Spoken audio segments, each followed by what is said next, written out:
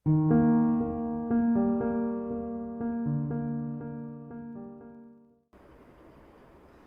बच्चों, आज की वीडियो का टॉपिक है हमारा नॉन स्टीचोमेट्रिक डिफेक्ट। इससे पहले मैं stoichiometric defect, point defect, line defect, electronic defect, Schottky, Frenkel, जो अलग अलग तरह के डिफेक्ट थे वो हम डिस्कस कर चुके हैं इससे पहले वाली वीडियो में। अगर आपने नहीं देखे हैं तो प्लीज पहले आप उस वीडियो को देख लीजिएगा। तो आज हम डिस्कस करते हैं अपना नॉन स्टीचोमेट्रिक डिफेक्ट, जो कि एक पॉइंट डिफेक्ट की ही अलग कैटेगरी है। तो देखिए, नॉन स्टीचोमेट्रिक, मैंने आपको पिछली वीडियो में बताया था कि स्टीचोमेट्रिक का मतलब होता था उसका फॉर्मूला, कि अगर किसी कंपाउंड का फॉर्मूला डिफेक्ट के बाद भी मेंटेन रहता है, कैटायन आयन का रेशियो मेंटेन रहता है, पोलैरिटी मेंटेन रहती है, तो वो एक स्टीचोमेट्रिक डिफेक्ट था। लेकिन नॉन स्टीचोमेट्री में क्या, उसकी स्टीचोमेट्री बिगड़ जाने वाली है। यानी कि तीन बातों का ध्यान रखना होता है। PCR, P for polarity. देखिए, पोलैरिटी दुनिया का कोई भी डिफेक्ट हो, पोलैरिटी नहीं बदलेगी उसकी। देखिए, सी फॉर केमिकल फॉर्मूला, यहां पर केमिकल फॉर्मूला चेंज होने जा रहा है। केमिकल फॉर्मूला चेंज होगा। क्यों चेंज होगा? क्योंकि जो रेशियो है कैटायन और एनायन का, वो चेंज होगा, जिसकी वजह से स्टीचोमेट्री चेंज हो जाएगी, फॉर्मूला चेंज हो जाएगा, because of ratio of cation to anion change. देखिए, हमने डिमार्केशन की थी सबसे पहले। डिफेक्ट में हमने पढ़े थे इलेक्ट्रॉनिक डिफेक्ट, पॉइंट डिफेक्ट और लाइन डिफेक्ट। पॉइंट डिफेक्ट में था स्टीचोमेट्रिक, नॉन स्टीचोमेट्रिक एंड इम्प्योरिटी डिफेक्ट। तो अब हम बात कर रहे हैं नॉन स्टीचोमेट्रिक की। ये क्लासिफिकेशन में पहली वाली वीडियो में बता चुका हूं। नॉन स्टीचोमेट्रिक में हमने दो डिमार्केशन लेनी है। Number one is metal access defect and number two is metal deficiency defect. Metal access का मतलब देखिए क्या है। मेटल इज अ सब्सटेंस के लूज इलेक्ट्रॉन फ्रॉम कैटायन, यानी कैटायन एक्सेस में है, या तो कैटायन एक्सेस में है या फिर एनायन की वैकेंसी है, एनायन वैकेंसी। और मेटल डेफिशिएंसी का मतलब होगा या तो कैटायन की डेफिशिएंसी होगी या फिर एनायन एक्सेस में होंगे। फिलहाल इसका तो आज तक कोई एग्जांपल सामने नहीं आया है। तो नॉन स्टीचोमेट्री के बाद एक और अलग कैटेगरी होते हैं, दैट इज इम्प्योरिटी डिफेक्ट, जिसको हम नेक्स्ट वीडियो में डिस्कस करेंगे। तो फिलहाल अभी की वीडियो का हमारा जो मसाला है, जो कंटेंट है, वो है ये। तो बात करते हैं one by one, done not and done. तो देखिए, मेटल एक्सेस से शुरुआत करते हैं। मेटल एक्सेस में हमारे दो केस हैं, एनायन वैकेंसी और कैटायन एक्सेस। तो शुरुआत करते हैं। देखिए, बहुत इंपॉर्टेंट केस है एनायन वैकेंसी का। इसके बाद मैं कैटायन एक्सेस देता हूं। एनायन वैकेंसी वेरी इंपॉर्टेंट, क्योंकि एनायन वैकेंसी, क्योंकि एनायन क्रिएट, एनायन अपनी पोजीशन से जाएगा, ऐसा हमें कुछ आभास हो रहा है। तो यानी आयनिक की हम बात करें। देखिए कि जब हम सोडियम क्लोराइड को सोडियम वेपर की प्रेजेंस में हीट करते हैं तो भाई अपना येलो हो जाता है कि sodium chloride appear yellow while heating in the presence of sodium vapour. Sodium vapour के एनवायरनमेंट में हम इसको हीट कर रहे हैं, ठीक है। इसी तरह लिथियम क्लोराइड पिंक हो जाता है, पोटेशियम क्लोराइड वॉयलेट हो जाता है। कहने का मतलब है, जो भी अल्कली हैलाइड्स हैं, लिथियम क्लोराइड को लिथियम वेपर की प्रेजेंस में, पोटेशियम क्लोराइड को पोटेशियम वेपर की प्रेजेंस में, और सोडियम क्लोराइड को सोडियम वेपर की प्रेजेंस में जब हम हीट करते हैं तो एक कलर प्रोड्यूस हो जाता है। और एक डिफेक्ट की कहानी तो है ही। आखिर कैसे? देखिए, समझिएगा इसको, कि हम सोडियम क्लोराइड को सोडियम वेपर की प्रेजेंस में हीट कर रहे हैं। देखिए, ये सोडियम क्लोराइड का एक आइडियल क्रिस्टल ले लेते हैं। आइडियल बोले तो एक परफेक्ट अरेंजमेंट है, जिसमें बहुत अच्छी अरेंजमेंट है। और अच्छी अरेंजमेंट किस कब होती है? अच्छी अरेंजमेंट, एक आइडियल अरेंजमेंट होती है 0 केल्विन पर, है ना। ऐसा किसने कहा? ऐसा थर्ड लॉ ऑफ थर्मोडायनेमिक्स ने कहा था ये आइडियल अरेंजमेंट, परफेक्ट अरेंजमेंट होती है जिसपे एंट्रोपी चेंज शून्य होता है, जीरो माना जाता है। चलिए, ये तो हमने ले ली है perfect arrangement, that is the ideal arrangement. ठीक है, अब हम क्या कर रहे हैं, सोडियम वेपर है चारों तरफ इसके। ठीक, सोडियम वेपर के एनवायरनमेंट में हम हीट कर रहे हैं, तो होगा क्या कि जब सोडियम का जो वेपर है, सपोज करो सोडियम का वेपर जैसे इसकी सरफेस पे आता है, क्योंकि अब जो सोडियम का वेपर है, सोडियम की आयनाइजेशन एनर्जी बहुत कम होती है, वो तो तुरंत आयनाइज हो गया। ओके, लिथियम होगा, लिथियम के एनवायरनमेंट में ही लिथियम क्लोराइड को हीट करोगे तो लिथियम, पोटेशियम के एनवायरनमेंट में पोटेशियम क्लोराइड को हीट करोगे तो पोटेशियम वेपर हो जाएंगे। तो जो भी सोडियम आयन सरफेस पर होगा, किसकी, क्रिस्टल की सरफेस पे, किसका क्रिस्टल, सोडियम क्लोराइड का, तो देखो पॉजिटिव को किसकी चाहत होती है, पॉजिटिव को हमेशा नेगेटिव की चाहत होती है। ये जो प्यार मोहब्बत है ना पॉजिटिव नेगेटिव में, वो पूछो मत बस। तो जो पॉजिटिव होगा वो क्या करता है, क्योंकि इसकी सरफेस पे धीरे धीरे पॉजिटिव आयन डिफ्यूज होते जा रहे हैं ना, क्योंकि आपने सोडियम क्लोराइड को पोटेशियम आयन के वेपर में हीट करा है। वैसे तो पोटेशियम के वेपर में किया है, बट वो आयनाइज होकर पोटेशियम के आयन दे रहे हैं, तो ion slightly getting diffused over the surface of sodium chloride, sodium chloride के सरफेस पे डिफ्यूज हो रहे हैं। यानी पॉजिटिव चार्ज फैलेगा, तो पॉजिटिव तो जब फैलेगा तो पॉजिटिव तो नेगेटिव को खींचना भी तो शुरू करेगा ना।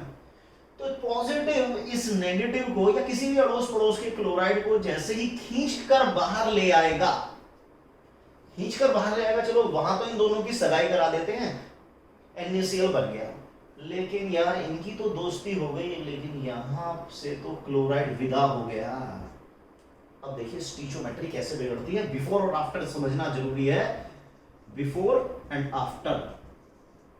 देखिए जब तक ये क्लोराइड गया नहीं था, जब तक ये क्लोराइड अपनी वैकेंसी को वैकेट नहीं किया था, तो यहां पर मैंने 8 सोडियम आयन और 8 क्लोराइड आयन दिखाए हैं। रेशियो ये है, सिंपलेस्ट रेशियो ये है, तो फॉर्मूला एक एनायन ये फॉर्मूला बनेगा।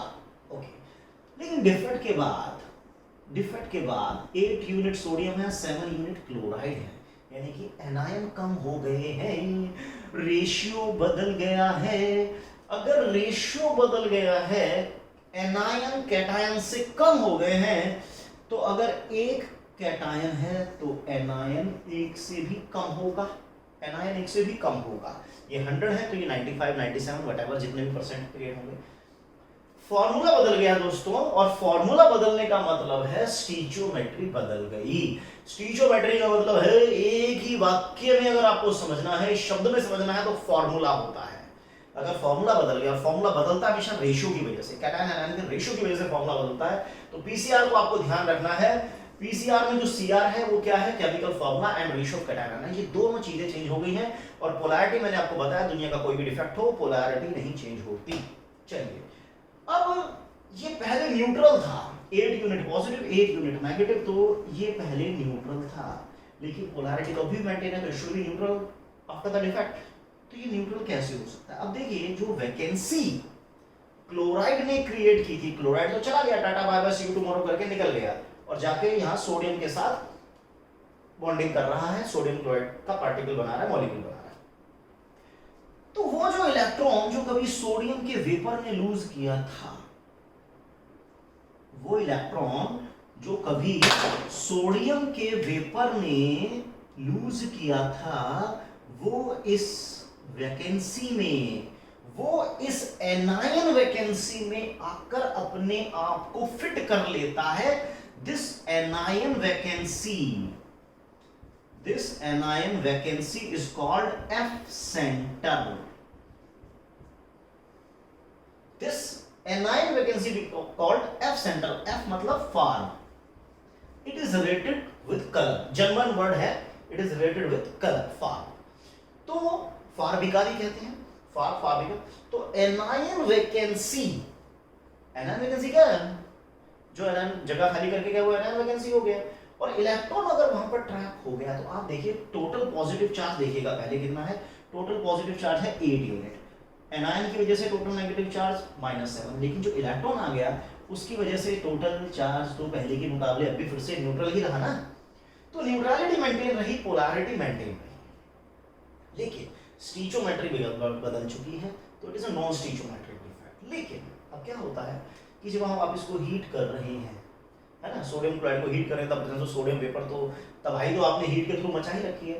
तो जब ये इलेक्ट्रॉन बेचारा ट्रैप हो गया, एक पर्टिकुलर लेवल पर आ गया, तो जब ये एनर्जी एब्जॉर्ब करेगा, अगर हीट करे जा रहे हैं तो ये एनर्जी एब्जॉर्ब करके ऊपर जाता है, और जब ये वापस आता है तो अपनी एनर्जी रिलीज करता है in the form of visible radiation, जिसकी वजह से भाई साहब हमारे येलो नजर आ जाते हैं, है ना, कि हीट किया तो एक्साइटेशन हो जाता है, जब हीट करते हैं तो वो कोई ना कोई एनर्जी एब्जॉर्ब करता है, कोई ना कोई वेवलेंथ एब्जॉर्ब करता है, और जो वेवलेंथ वो एब्जॉर्ब करता है कुछ वेवलेंथ वो रिफ्लेक्ट करता है, जो रिफ्लेक्शन आता है वो कॉम्प्लीमेंट्री कलर आता है, यानी जो वेवलेंथ एब्जॉर्ब की और जो वेवलेंथ एमिट हुई, रिफ्लेक्ट हुई, colour is always due to reflection, तो कॉम्प्लीमेंट्री कलर वो विजिबल हो जाता है। तो इन्हें कहा जाता है colour inducing centre, F centre also called colour inducing centre, F centre is called anion vacancies. तो जब भी इलेक्ट्रॉन ट्रैप होते हैं तो they absorb energy for the excitation from lower to higher energy, when they come back they release energy and so on. तो इस तरह से कहानी इनकी चलती रहती है। यही कहानी रहेगी सोडियम क्लोराइड की, लिथियम की, पोटेशियम का, सब में यही ड्रामा रहेगा कि एक एनायन वैकेंसी क्रिएट हो गई है। तो this is anion vacancy defect, और ये है metal access, metal access cation, क्योंकि यहाँ ज्यादा है। कैटायन एक्सेस डिफेक्ट, देखिए कैटायन एक्सेस डिफेक्ट क्या है, इसमें कैटायन फालतू करने हैं। इसमें क्या होता है कि इसका बड़ा फेमस एग्जांपल है, बहुत ही फेमस एग्जांपल है जिंक ऑक्साइड को। Heating zinc oxide turns it yellow, कि जिंक ऑक्साइड को जब हम हीट करते हैं तो ये भाई साहब भी हमारे येलो हो जाते हैं, क्योंकि इसकी डिकम्पोजिशन से कुछ कहानी ऐसी होती है, डिसोसिएशन होता है। ऑक्साइड के पास इलेक्ट्रॉन है तो वो अपने इलेक्ट्रॉन लूज कर देता है, और वो तो गैस की फॉर्म में, फिर यानी नेसेंट ऑक्सीजन है, लेकिन हम नेसेंट ऑक्सीजन तो दिखाते नहीं because oxygen is always molecular. ठीक है, सीन ये बनता है कि कुछ ना कुछ ऑक्साइड तो चले गए, कुछ ना कुछ ऑक्साइड जा चुके हैं हीट करने से, अपने आप नहीं गया, थर्मली आपने हीट दिया, तो जिंक आयन, ऑक्साइड आयन। अब इसकी वजह से क्या हुआ, क्योंकि एनायन चला गया तो कैटायन एक्सेस में हो गए। सपोज करो क्लास में 25 बॉयज 25 गर्ल्स है ना, 25 बॉयज 25 गर्ल्स, अगर एक गर्ल्स चलेगी तो परसेंटेज ऑफ बॉयज तो बढ़ गया ना, परसेंटेज ऑफ बॉयज बढ़ चुका है विद रिस्पेक्ट टू गर्ल्स। सो ये मैं एक अरेंजमेंट दिखा रहा हूं,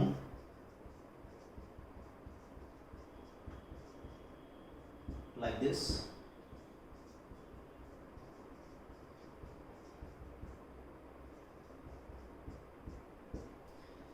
सीन ये बन रहा है कि जिंक ऑक्साइड को, ऑक्साइड आयन ऑक्सीडाइज हो गया है, नेसेंट ऑक्सीजन की फॉर्म में, मॉलिक्यूलर ऑक्सीजन की फॉर्म में एलिमिनेट हो गया, ऑक्सीजन निकल गया है, राइट।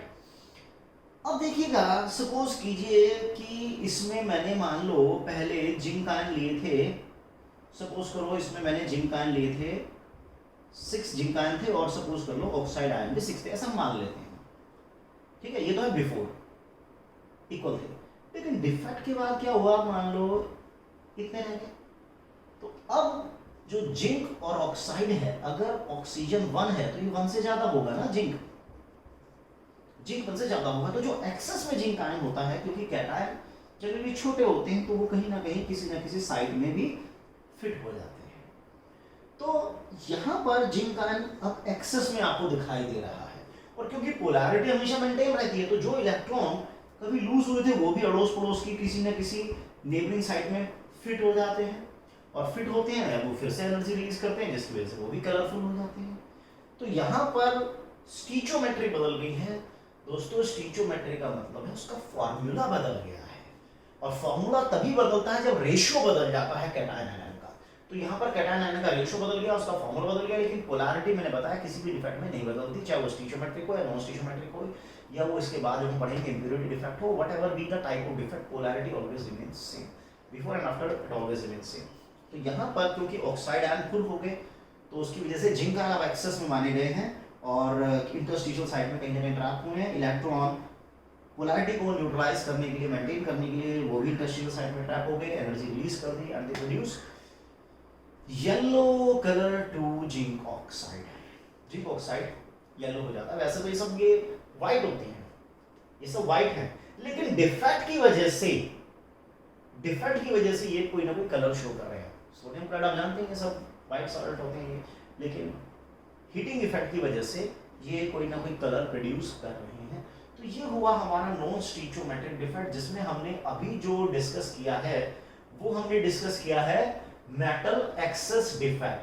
अब मेटल एक्सेस के बाद हम बात करेंगे बहुत इंपॉर्टेंट, बहुत ही ज्यादा important, that is cation deficiency, जहां से क्वेश्चन भी पुट अप किए जाते हैं। एग्जाम में बहुत क्वेश्चन आते हैं कैटायन डेफिशिएंसी से। ये क्वेश्चन आपके सीबीएसई में भी आते हैं और मेन में भी, इवन एडवांस में भी, नीट में भी, हर जगह मेटल डेफिशिएंसी से रिलेटेड क्वेश्चन पूछे गए हैं। तो देखिए हम बात करते हैं सीधा इसमें मेटल डेफिशिएंसी की, और मेटल डेफिशिएंसी में दो केस मैंने आपको बताए थे, कैटायन डेफिशिएंसी और एनायन एक्सेस। फिलहाल एनायन एक्सेस का तो आज तक कोई एग्जांपल सामने रिपोर्ट नहीं हुआ है, तो we will discuss only metal deficiency defect में कैटायन डेफिशिएंसी।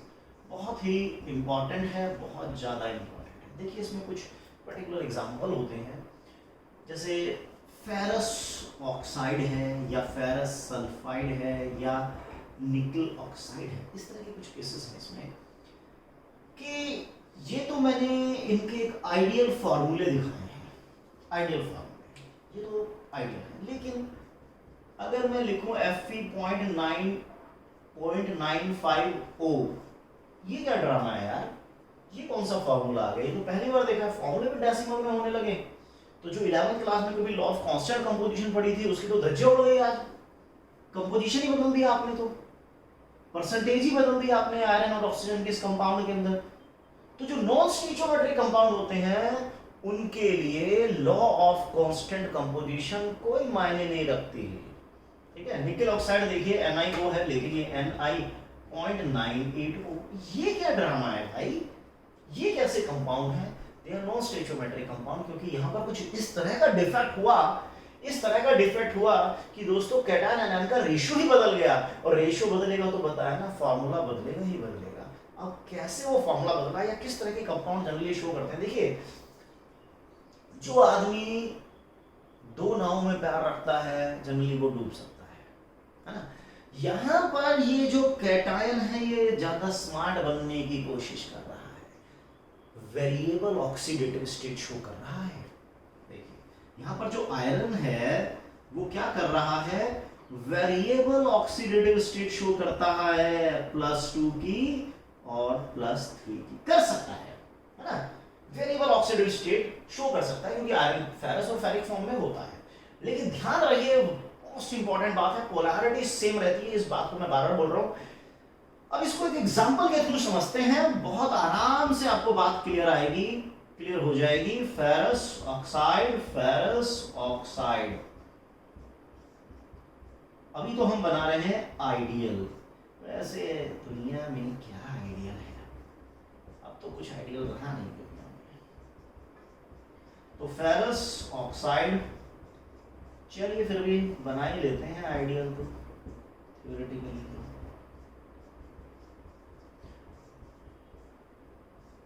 अब देखिए कहानी में चेंज कहां से आना शुरू होता है।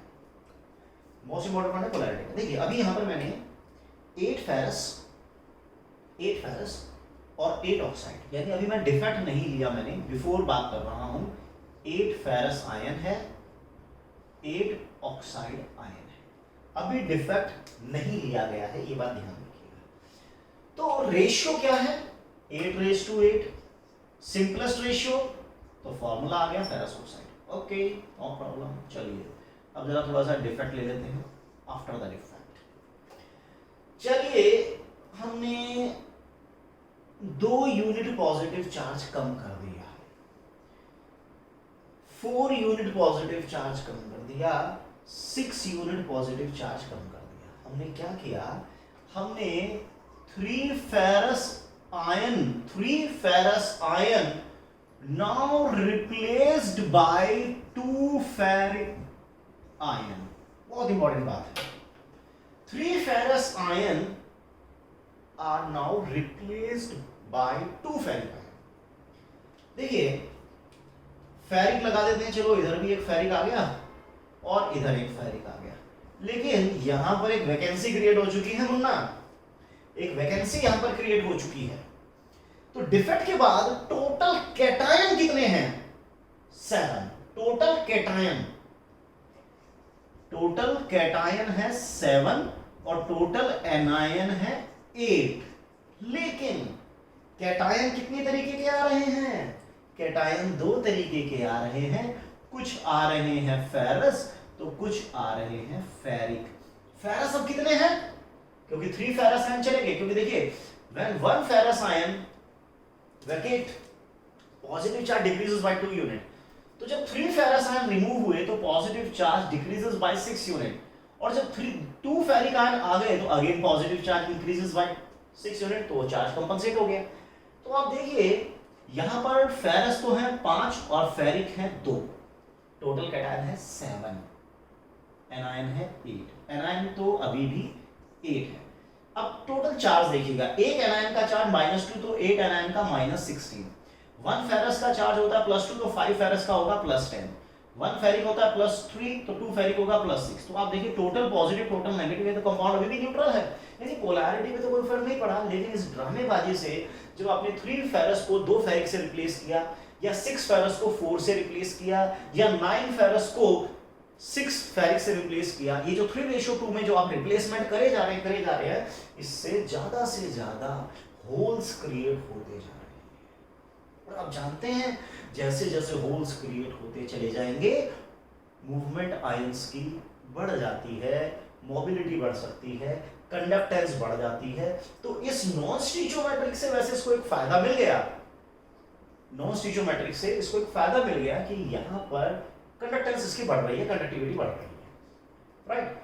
सो ये जो कंपाउंड हमने लिखा ना, ये Fe.95O, इसका मतलब ये नहीं है कि इसमें सारे के सारे फेरस हैं, इसमें कुछ फेरस हैं, कुछ फेरिक भी हैं। Some of the ferrous ion, some of the ion from lower oxidative state replaced by the ion of higher oxidative state. तो जब हायर ऑक्सीडेटिव स्टेट का आयन लोअर ऑक्सीडेटिव स्टेट वाले को रिप्लेस कर देता है in such a manner so that the positive charge remain constant, that is called metal deficiency, that is called non stoichiometric defect. लेकिन इसका बेनिफिट क्या है कि इसमें होल्स क्रिएट हो जाते हैं, वैकेंसी क्रिएट हो जाती है, एंड बिकॉज ऑफ दैट इसकी जो कंडक्टिविटी है उसको एक पुश मिल जाता है, वो इंक्रीज हो जाती है, उसको 4 चांद लग जाते हैं।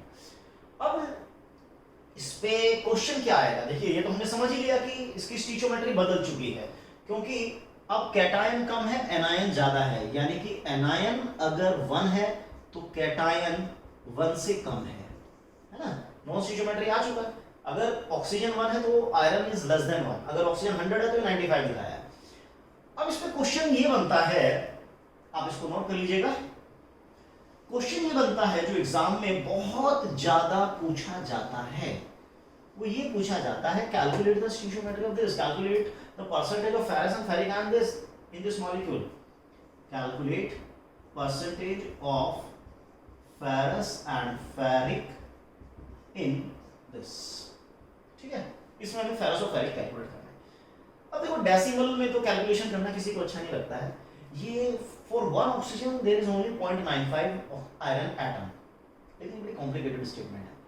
इसको थोड़ा सा अच्छा करने के लिए क्या करते हैं, अगर ऑक्सीजन के 100 एटम हैं तो आयरन के 95 एटम होंगे, है ना।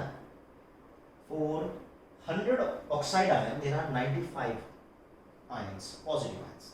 लेकिन ये सारे के सारे फेरस नहीं है दोस्तों, इसमें कुछ है फेरस और कुछ है फेरिक।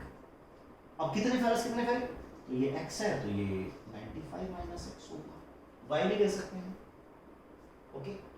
लेकिन याद रखिएगा पोलैरिटी, ये पहले भी टोटल चार्ज 0 था, अभी टोटल चार्ज 0 होगा। अब देखिए टोटल चार्ज निकालना है, एक फेरस का +2 तो x का होगा 2x, एक फेरस का है +3 तो 95 - x का होगा इतना, ये हो गया टोटल पॉजिटिव। टोटल नेगेटिव कितना होगा, एक ऑक्सीजन का -2 तो 100 का -200, it should be equal to 0, क्योंकि सबका मिला के तो चार्ज 0 ही आ रहा है। So 2x + 285 - 3x - 200 0, so all together x is equal to 85, यानी कि जो फेरस आयन है वो है 85। तो परसेंटेज तो हम निकाल ही लेंगे, और फेरिक आयन कितने हो जाएंगे 95 माइनस 1 दैट इज 10। तो परसेंटेज आप निकाल लीजिए फेरस की 85/95 इंटू में 100, और फेरिक आयन की भी निकाल लीजिए, लगे हाथों नहीं तो बेचारा नाराज हो जाएगा, लेकिन हम नाराज करेंगे नहीं किसी को भी। इस तरह से आप फेरिक आयन की परसेंटेज निकाल सकते हैं, राइट। इसी तरह आप निकल की भी परसेंटेज निकाल सकते हैं, +2+3 भी कैलकुलेट कीजिए, Ni.98 हो। तो काम की बात यह है कि मेटल डेफिशिएंसी डिफेक्ट जनरली वहां पर अराइज होता है जहां पर लोअर ऑक्सीडेटिव स्टेट को हायर ऑक्सीडेटिव स्टेट के आयंस रिप्लेस कर देते हैं किसी पर्टिकुलर रेशियो में। एक बात, उसकी वजह से क्या हुआ, उसकी वजह से कुछ वैकेंसीज क्रिएट हो जाती हैं, उसकी वजह से कुछ होल्स क्रिएट हो जाते हैं, जिससे कि उस ओवरऑल नॉन स्टीरियोमेट्रिक कंपाउंड की कंडक्टिविटी बढ़ जाती है। और क्योंकि जो रिप्लेसमेंट है ये 1:1 नहीं है, ये कोई और रेशियो है, वो तो डिपेंड करता है चार्जेस के ऊपर, इसकी वजह से जो उसकी स्टीरियोमेट्री थी वो बिगड़ गई। स्टीरियोमेट्री का मतलब है फॉर्मूला बदल गया, स्टीरियोमेट्री का मतलब है ratio of cation to anion change हो गया, लेकिन पोलैरिटी चेंज नहीं हुई। इसको ऐसे भी किया जा सकता था कि फेरस को x, इसको y मान लेते, तो x + y = 95, ये बन गया। दूसरा टोटल चार्ज, यहाँ पे जितना टोटल पॉजिटिव होगा उतना यहाँ टोटल नेगेटिव होगा, तभी तो न्यूट्रल आएगा। जितना टोटल पॉजिटिव होता है तो टोटल नेगेटिव है, तो टोटल पॉजिटिव हो गया, 1 का +2 तो x का 2x, 1 का 3 तो y का 3y, मिलाकर 200। तो दो इक्वेशन आ गई, दो वेरिएबल आ गए, आप इसको सॉल्व कर ही लेंगे। ये तो 10th क्लास में आपने देखा ही होगा, आपका खून उबाले मार जाता है जैसे आप इक्वेशन देखते हैं। तो इस तरह की परसेंटेज कैलकुलेट करने के लिए बहुत क्वेश्चन सीबीएसई में और एग्जाम लेवल पे पूछे जाते हैं, बहुत इजीली आप ये कर सकते हैं, नो प्रॉब्लम। तो ये हो गया हमारा metal deficiency. This is all about non stoichiometric defect. इससे पहले वाली वीडियो में हमने स्टीरियोमेट्रिक डिफेक्ट को लिया था, यहाँ पर हमने नॉन स्टीरियोमेट्रिक डिफेक्ट को लिया है। तो दोस्तों, अगर आपको ये वीडियो पसंद आई है तो प्लीज वीडियो को लाइक कीजिए, चैनल को सब्सक्राइब कीजिए, अपने दोस्तों में, अपने फ्रेंड सर्कल में चैनल का रिकमेंडेशन दीजिए। आपके जो भी डाउट हैं केमिस्ट्री से रिलेटेड, आप प्लीज वो कमेंट सेक्शन में डालिए। मैं आपको एश्योर करता हूं कि आपकी प्रॉब्लम का सॉल्यूशन मैं 100% आपको दूंगा ही दूंगा। एक बात और, क्योंकि अभी लॉकडाउन चल रहा है तो जो भी स्टडी है अभी वो हमारी ऑनलाइन ही हो रही है, तो मानव केमिस्ट्री आपके लिए एक पैरेलल सपोर्ट लगातार देता रहेगा। आप लोग पढ़ते रहिए, लेकिन बच्चों एक चीज का जो मुझे बहुत ज्यादा इंतजार रहता है वो आपके पॉजिटिव कमेंट्स का रहता है। आप पॉजिटिव कमेंट्स करके बताइए कि वीडियो में आपको सबसे बेस्ट पार्ट क्या लगा, किस टॉपिक पे आप चाहते हैं कि वीडियो हो, या सॉलिड में भी ऐसा कौन सा पोर्शन है जो आपको बहुत दिक्कत कर रहा है। हम हैं तो क्या गम है। तो दोस्तों, पढ़ते रहिए, और प्लीज अगर आप चैनल पर नए हैं तो चैनल को सब्सक्राइब भी कर दीजिए। जो कहीं पर भी आपको जो रेड कलर का निशान नजर आ रहा है सब्सक्राइब, उसको जरा दबा दो और उससे रेड से व्हाइट कर दो। थैंक यू वेरी मच, पढ़ते रहिए।